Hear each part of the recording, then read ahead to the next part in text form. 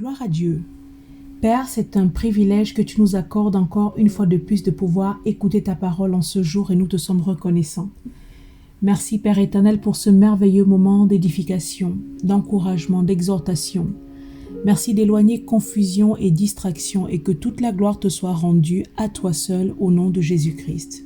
Amen. Bien-aimés, que Dieu vous bénisse abondamment. Nous prenons la parole de Dieu dans Éphésiens chapitre 6. Nous lirons du verset 10 au verset 13. Je suis dans la version de Louis II.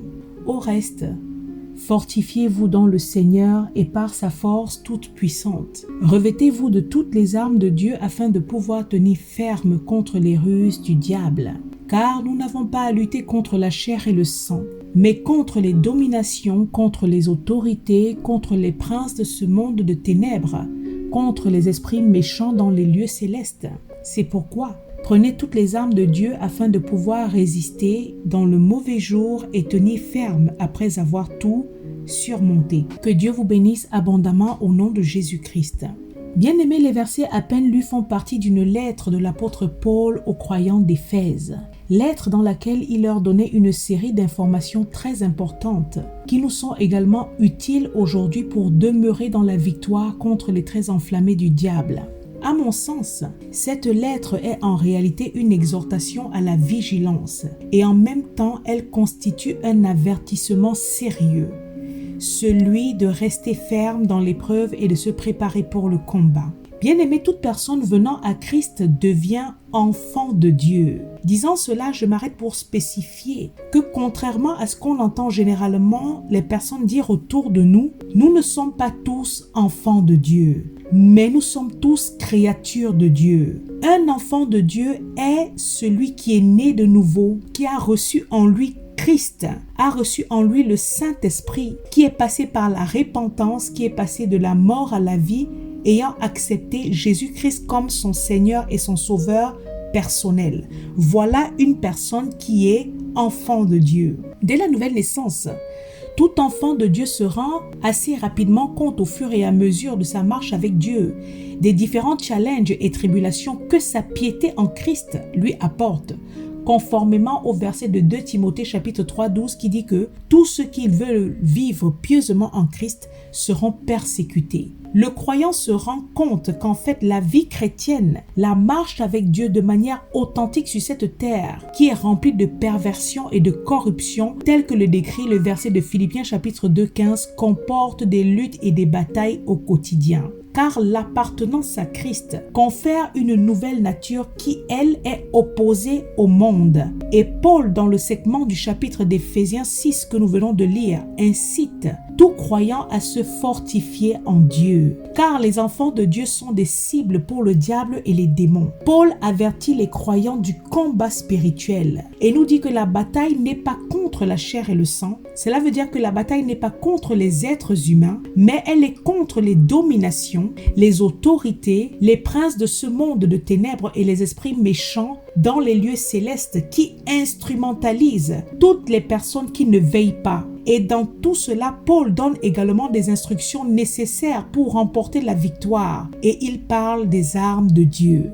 Bien-aimé, j'aimerais te dire, qu'importe l'épreuve que nous endurons sur cette terre, n'oublions pas que sur la croix, le Christ nous a non seulement rachetés, mais nous a également assuré la victoire sur Satan. Colossiens chapitre 2 verset 15 dit qu'il a dépouillé les dominations et les autorités et les a livrées publiquement en spectacle en triomphant d'elle par la croix. En tant qu'enfants de Dieu, nous ne sommes pas sans ressources, bien au contraire. Et nous avons même reçu en nous le pouvoir de marcher sur les serpents et les scorpions et sur toute la puissance de l'ennemi et rien ne peut nous nuire. Luc chapitre 10 verset 19. Aujourd'hui, plusieurs ont encore besoin de ce rappel. Car parmi les croyants, plusieurs sont distraits et livrent constamment des guerres contre la chair et le sang sans discernement parce qu'ils ont oublié que nous sommes des athlètes en compétition spirituelle. Nous sommes des soldats de Dieu au milieu d'un champ de bataille où notre ennemi, le diable, est tout sauf loyal. Bien-aimé, Satan dans ce combat spirituel est rempli de ruses. Il combat férocement, ne lésinant sur aucun moyen pour détruire. Bien-aimé, Paul nous dit que le combat est avant tout spirituel, car physiquement, le diable et son armée de démons ne se voient pas, mais ils sont pourtant très actifs autour de nous. Je réitère que plusieurs enfants de Dieu qui sont sous les coups des attaques sataniques ou dans leur vie, rien ne va, que ce soit au travail, à l'école, dans les foyers, la santé et autres.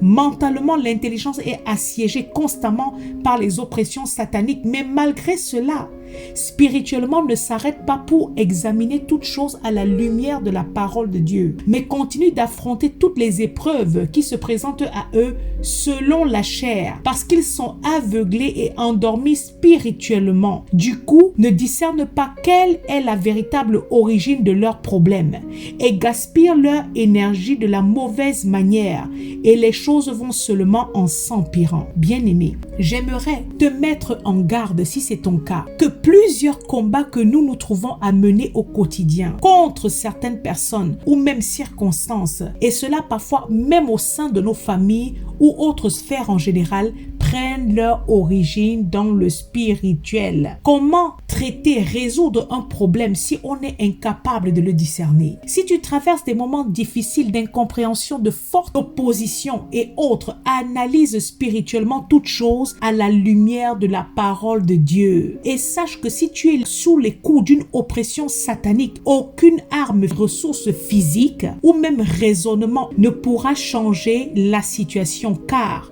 ce qui renverse les forteresses, détruit les attaques, éteint les traits enflammés de Satan, bien-aimé, ce sont les armes spirituelles que l'Éternel nous donne, qui sont puissantes car proviennent justement du Dieu Tout-Puissant. L'apôtre Paul, dans son ministère, se considérait lui-même comme étant un soldat engagé dans cette lutte où personne ne peut vaincre Satan sans d'abord le discerner et surtout sans Christ en lui.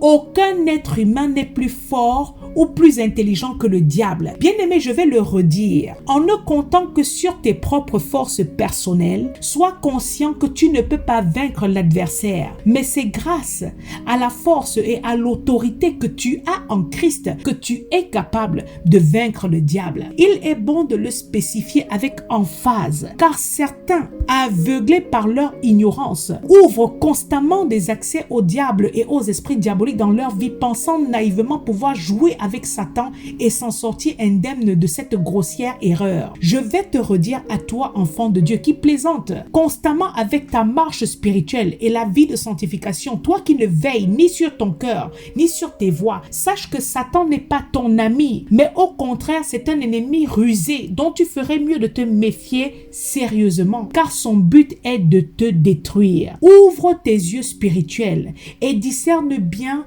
qu'est-ce qui t'arrive, et surtout revêt-toi des armes que Dieu t'a données afin d'affronter de la bonne manière l'épreuve dans laquelle tu te trouves. Dieu dans sa parole nous a donné des ressources et des armes, et il s'attend que au quotidien nous les utilisions afin de demeurer plus que vainqueurs dans les épreuves et tribulations de cette terre. Un enfant de Dieu authentique est conscient du monde spirituel qui l'entoure et par conséquent fait tout pour demeurer sobre et vigilant, comme 1 Pierre 5:8 le dit. Il veille et prie sans cesse, car comme Paul le dit dans 2 Corinthiens chapitre 2 verset 11, nous ne devons pas laisser à Satan l'avantage sur nous, car nous n'ignorons pas ses desseins. Bien-aimé, ferme les portes d'accès au diable, tel que le recommande Éphésiens chapitre 4 27. Le croyant est censé discerner spirituellement en tout temps toute situation qui se présente à lui au travers de la lumière de la parole de Dieu. Au lieu de démarrer au quart de tour physiquement face à la tribulation, car est conscient de l'existence du diable et de son armée. Il est conscient que le diable rôde, que le diable anime, instrumentalise, se sert de tous les voies et moyens pour nuire à sa vie. Bien-aimé, ne te trompe pas de cible et sache qui est ton adversaire, quels sont ses desseins et ses modes d'agissement. Discerne qui s'est levé contre ta vie et qui cherche constamment à dérober ta paix, ton évolution. Discerne bien qui est ton ennemi, ainsi tu pourras mener le combat de la manière juste. Restant toujours en communion avec Dieu, sa lumière t'éclairera dans chacune des actions et situations et te donnera l'attitude juste à avoir. Retourne Retournons au texte et s'adressant aux croyants, Paul dit premièrement, fortifiez-vous dans le Seigneur et par sa force toute puissante. Bien-aimés, justement parce que la vie du croyant sur cette terre est marquée par de nombreuses et perpétuelles batailles et tentations, Paul recommande dans le combat au quotidien de nous fortifier dans le Seigneur et par sa force toute puissante. Car de nous-mêmes, ne comptant que sur nos propres forces personnelles, assurément, nous ne pouvons venir à bout de toutes ces batailles. Mais cela requiert de se fortifier, de puiser sa force en Dieu. 2 Timothée chapitre 2 verset 1 dit « Toi donc mon enfant, fortifie-toi dans la grâce qui est Jésus-Christ. » Bien-aimé, sans la force et la grâce de Dieu, sache que tu ne peux rien faire. Dans Jean chapitre 15 verset 5, Jésus-Christ dit « Sans moi, vous ne pouvez rien faire. » Et tout croyant dans l'humilité le reconnaît, car est conscient de sa propre faiblesse et inefficacité sans Dieu. Je veux par là dire qu'un enfant de Dieu authentique sait que pour vivre, pour avancer et être plus que vainqueur en toutes circonstances, il a besoin de la force de Dieu. Dieu est la capacité et la force du croyant. Ainsi, tous les jours, nous avons besoin de nous approcher de Dieu avec amour, humilité et douceur, afin d'être nourris de sa parole qui nous fortifie puissamment l'homme intérieur. Bien-aimés, c'est la parole de Dieu qui nous ravitaille des ressources infinies que comporte la force toute puissance de Dieu. Voilà pourquoi Jésus-Christ a dit en Matthieu 4,4 « L'homme ne vivra pas de pain seulement, mais de toute parole qui sort de la bouche de Dieu. » Enfant de Dieu, mets-toi à table et mange la parole de Dieu. C'est elle qui bâtit ta foi et t'affermit, parce que la foi vient de ce qu'on entend et ce qu'on entend provient de la parole de Dieu, nous dit Romains chapitre 10 verset 17. Plus tu te nourris de la parole de Dieu sans attendre nécessairement le jour de la tribulation du malheur, plus tu es fortifié dans ton homme intérieur et tu es prêt à affronter tant spirituellement que physiquement les circonstances négatives qui se présentent à toi. Or, plusieurs parmi nous développent une ferveur dans les moments d'épreuve dont ils s'écartent tout de suite après que l'oppression soit passée. Non, bien-aimé, la recherche de Dieu doit être constante, car alimentée par l'amour que nous éprouvons pour lui. En Matthieu chapitre 22 verset 37, Jésus-Christ demande d'aimer Dieu de tous nos cœurs, de toutes nos âmes et de toutes nos forces. L'amour que nous éprouvons pour Dieu et sa parole nous attire à lui. Or, plus nous sommes connectés à Dieu, plus nous sommes fortifiés. Le psaume 28 verset 7 dit que l'Éternel est ma force et mon bouclier. En lui, mon cœur se confie, je suis secouru. J'ai de l'allégresse dans le cœur et je le loue par mes chants. Bien-aimé, fortifie-toi en Dieu et en sa force toute puissante. Et tu verras que difficilement dans les épreuves, tu seras intimidé. Car généralement, au cœur des tribulations, Satan provoque le découragement et l'abattement, qui sont deux de ces armes dangereuses, qui sont basées sur le mensonge diabolique, qui persuade celui ou celle qui endure l'épreuve que Dieu n'est pas capable de le secourir, de le faire sortir de la situation terrible dans laquelle il se trouve. Bien-aimé, dans les tribulations, attention au renoncement, attention au découragement, aux confessions négatives qui poussent à perdre toute motivation et à se résigner à accepter une situation désespérante. Le découragement est dangereux. Il marche avec le doute, le manque de confiance en la force et en la toute-puissance de Dieu. Or, Dieu est tout-puissant et n'existe aucune situation qui soit au-dessus de lui et qui soit également au-dessus de nous quand nous sommes en Christ. Philippiens 4,13 dit « Je puis tout par Christ qui me fortifie ». Deuxièmement, Paul poursuit au verset 11 et dit « Revêtez-vous de toutes les armes de Dieu afin de pouvoir tenir ferme contre les ruses du diable. » Bien-aimés, étant donné que nous sommes en guerre contre le monde spirituel et que nous sommes des soldats de Dieu, Paul nous demande de nous revêtir de toutes, et non d'une seule, mais de toutes les armes de Dieu afin de tenir ferme contre les ruses du diable. En d'autres termes, pour lutter efficacement et vaincre les attaques de l'adversaire, il faut être entièrement armé, équipé de l'armure de Dieu. Employer juste une seule ou deux de ces armes ne suffit pas, bien-aimé, pour être invulnérable à Satan et à ses attaques. Donc, cher enfant de Dieu, équipe-toi entièrement de la tête jusqu'aux pieds, car Satan est rusé et il sait où te frapper. Il attaquera les parties exposées de ton corps pour détruire ta vie. Revêt-toi entièrement des armes que Dieu t'a données. Qu'en regardant ta vie, le diable s'aperçoit soif qu'aucune porte, aucun accès ne lui est donné, que tu es couvert de haut en bas par les armes de Dieu ton Père. Plusieurs enfants de Dieu ont tendance à oublier que Satan rôde. Il tourne cherchant constamment un accès et une fois qu'il en trouve, il frappe sans ménagement. Souvenons-nous seulement de Job et de ce que fut sa vie après que Satan lui frappait. Bien aimé, le verbe revêtir qu'utilise Paul dans ce passage implique une notion de permanence, de constance. La guerre étant spirituelle, les armes doivent être spirituelles, bien aimé. Nous devons toujours être sur nos gardes et jamais se dépouiller, se déshabiller de nos armures spirituelles, se rappelant que nous sommes sur un front de bataille. Bien aimé, l'armure décrite en les versets 14 à 17 de ce chapitre d'Éphésiens 6 constitue l'ensemble des armes que Dieu nous donne. Elles sont utiles et indispensables pour tenir ferme devant l'assaut démoniaque. Ce sont ces armes qui nous couvrent. C'est la protection efficace contre les attaques de l'adversaire. C'est un puissant moyen de défense spirituelle. Et pour notre gouverne, cette armure de l'Éternel consiste à avoir au rein la vérité pour ceinture ou encore la marche dans la vérité. Le croyant, l'enfant de Dieu, doit mener une vie dans la vérité. Consiste en se revêtir de la cuirasse de justice. La justice de Dieu est ce qui protège nos cœurs, ainsi que tous nos organes vitaux. Elle nous garde dans l'intégrité. Pour mettre à nos pieds le zèle que donne l'évangile de paix, toujours prêt à partir à annoncer la parole de Dieu, la bonne nouvelle, la nouvelle de la paix. À prendre par-dessus tout le bouclier de la foi avec lequel nous éteignons tout, pas un seul, mais tous les traits enflammés du malin.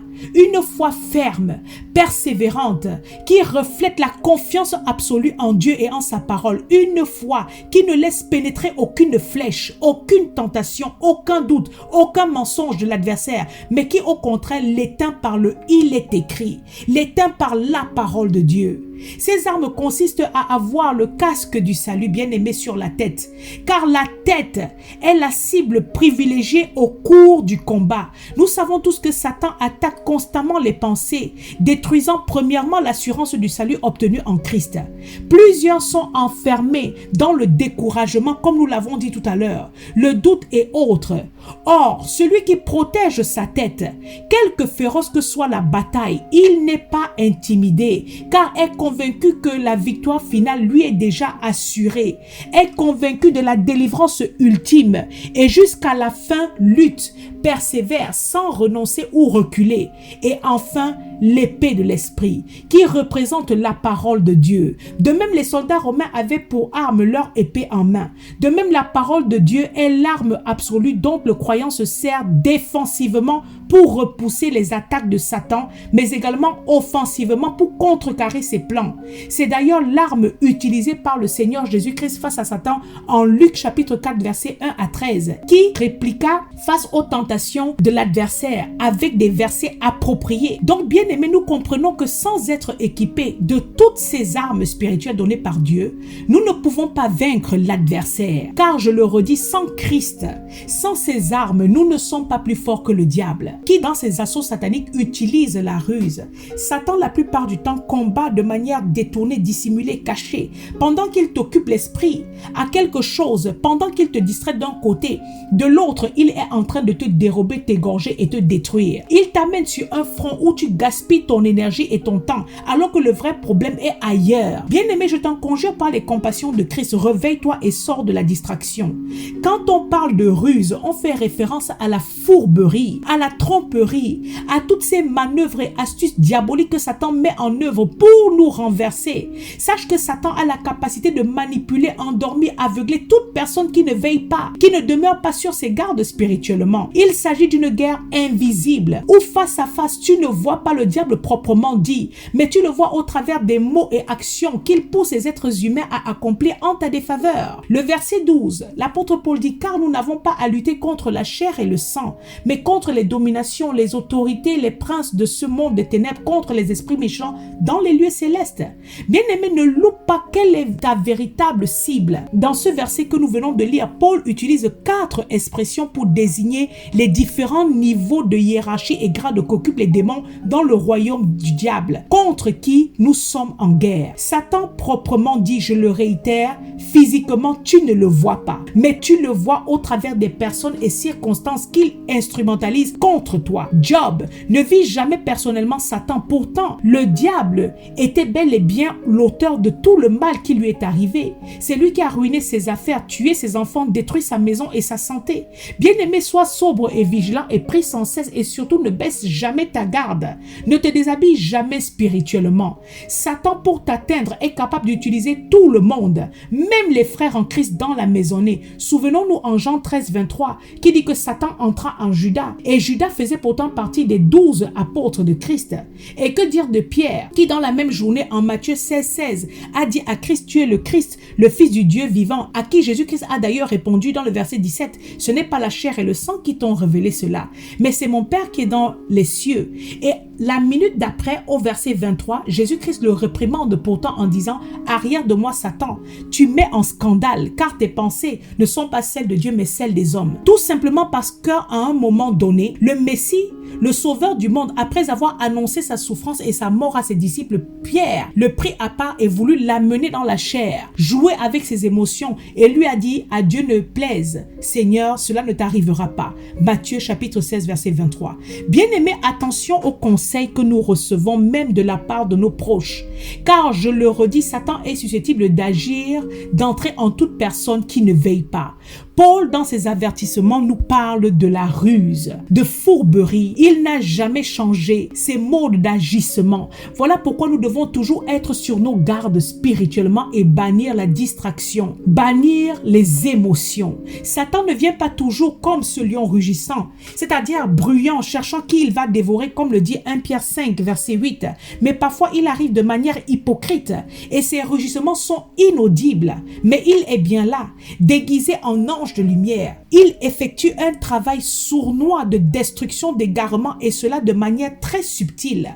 Bien-aimé, qui te conseille? Quelle voie suis-tu? Je viens te dire que quand Dieu t'a déjà parlé, t'a donné une instruction claire au travers de sa parole, limite-toi à faire ce que Dieu t'a demandé. Je le précise avec emphase, car autour de nous, il y a des personnes qui sont mandatées par le démon pour égarer, pour créer du tort aux enfants de Dieu. Bien-aimé, reste sobre. De même, il est malheureux de constater que plusieurs foyers chrétiens sont devenus des champs de bataille, d'affrontements, d'injures, d'acharnement des uns sur les autres, alors que Satan est assis au milieu. Mais comme on ne le discerne pas clairement, on se retrouve à mener au quotidien la guerre contre la chair et le sang. Et c'est comme ça que de fil en aiguille, on se retrouve aspiré dans une spirale de destruction qui crée de plus en plus un éloignement et un gouffre qui occasionne de violents dégâts et font hélas des victimes collatérales. Enfant de Dieu, apprends à gérer spirituellement les épreuves qui se présentent à toi. Paul nous avertit que la bataille, le combat n'est pas contre la chair et le sang. Ce n'est pas contre ton frère, ta soeur, ton mari, ta femme, ton père ou ta mère et qui d'autre, que sais-je, mais contre les dominations, les autorités, les princes de ce monde des ténèbres, les esprits méchants dans les lieux célestes. Voilà ce qui combat le croyant. Bien-aimé, aie une vie de prière assidue et ferme les portes d'accès au diable. Je suis certes loin de savoir ce que tu traverses aujourd'hui comme épreuve, mais sache qu'avoir la bonne réaction spirituelle dans les tribulations évite de faire trop de gaffes, évite les amalgames et les erreurs, et surtout nous permet de conserver la paix de Dieu en nous. Le croyant est un soldat au milieu d'une guerre invisible, une guerre continue et permanente, car les esprits diaboliques nous entourent, ils nous oppriment, ils nous harcèlent et nous persécutent, bien-aimés, tant mentalement que physiquement, psychologiquement et surtout spirituellement. Sache, bien-aimé, que notre ennemi Satan, dans sa haine contre Dieu, est déchaîné. Il est jaloux et en colère contre tout enfant de Dieu qui vit pieusement et encore plus contre ceux qui sont au service de Dieu. Je parle en connaissance de cause. Donc à toi qui sers le Seigneur, sache, bien-aimé, que tu dois te fortifier constamment en Dieu et en sa force toute puissante. Te revêtir constamment de ton armure, car assurément tu auras à subir les attaques sauvages et violentes de l'adversaire, qui par ailleurs ne gaspille pas ses munitions avec les chrétiens de nom, les chrétiens de façade, qui sont en train de faire joujou avec lui. Et enfin, dans le verset 13, Paul dit, c'est pourquoi prenez toutes les armes de Dieu afin de pouvoir résister dans le mauvais jour et tenir ferme après avoir tout tout surmonter. Paul parle de se revêtir des armes de Dieu afin de pouvoir premièrement résister, c'est-à-dire ne pas céder, ne pas abandonner, ne pas se décourager dans le mauvais jour. Et j'aimerais dire concernant ce mauvais jour que depuis la chute d'Adam, nous y sommes déjà et malheureusement nous y resterons jusqu'au retour de Christ. Bien-aimés, c'est grâce à l'armure de Dieu qu'on est capable de résister dans le mauvais jour. Quand le conflit atteint une intensité terrible, où l'opposition s'enchaîne, s'empire, bien-aimé, c'est l'armure de Dieu qui te permet de résister. Et deuxièmement, il dit tenir ferme après avoir tout surmonté. C'est-à-dire que même après la tentation, on ne tombe pas, mais on demeure fermement debout, sachant que Satan ne se limitera pas là, mais reviendra assurément encore à un autre moment, comme il le fit en Luc chapitre 4 verset 13, après l'avoir tenté. De toutes ces manières, le diable s'éloigna de lui jusqu'à un moment favorable. Bien-aimé, comme nous l'aurons bien compris, il est nécessaire pour tout croyant de s'approprier de la pleine armure spirituelle de Dieu au travers d'une vie d'obéissance à sa parole, une vie de consécration, de sanctification, de prière, afin d'être toujours plus que vainqueur en toute situation. Que Dieu vous bénisse abondamment. Amen.